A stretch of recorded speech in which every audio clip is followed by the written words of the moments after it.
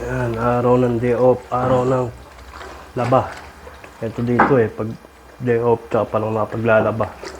Sira yung washing machine, kaya kakamayin ko na lang to. Kukusutin ko na lang. Nababad na to, kagabi ko pa to binabad.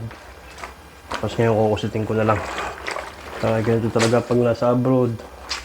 Ikaw maglalaba, ikaw magluluto. Alam nyo guys, may kukwento lang ako, Nung panahon ba na, na nagkapamilya ako, nagsimula ako kapamilya. Tapos na nagkaanak ako. May mga barkada ko kasi, sinasabihan nila, ba't daw ako naglalaban ng mga damit namin? Mga damit ng anak ko. Ba't daw ako naglalaba? Kalalaki ko raw tao. Tapos may tattoo pa ako. Sayang ang tattoo. Tinanong niya ako, sabi niya, ba't daw ako naglalaban ng mga damit namin? Yung mga anak ko. May asawa naman daw ako. Isa lang namin sinagot ko Sabi ko lang, sino ba yung mga pinaglalaba ko? Di ba, pamilya ko. Nagtatrabaho nga ako para sa kanila, di ba? Nagsisikap ako para sa kanila.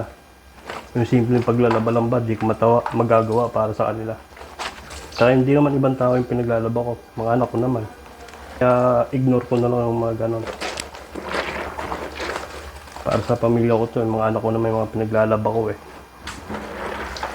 Makulimlim.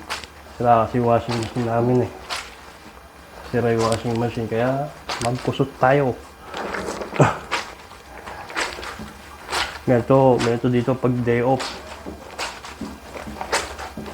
Pag day off.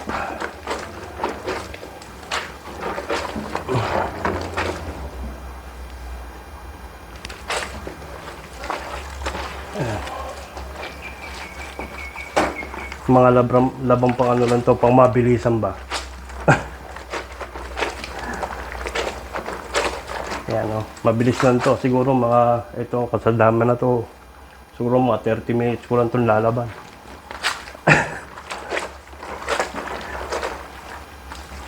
Ay, ayan tama na. Bilis kong laban, The plus ako maglaba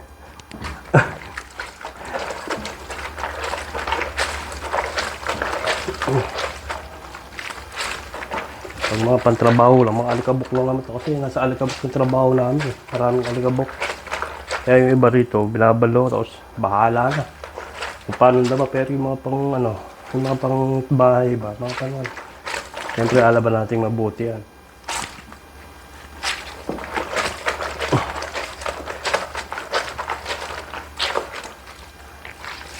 Mabilisan lang. Yan.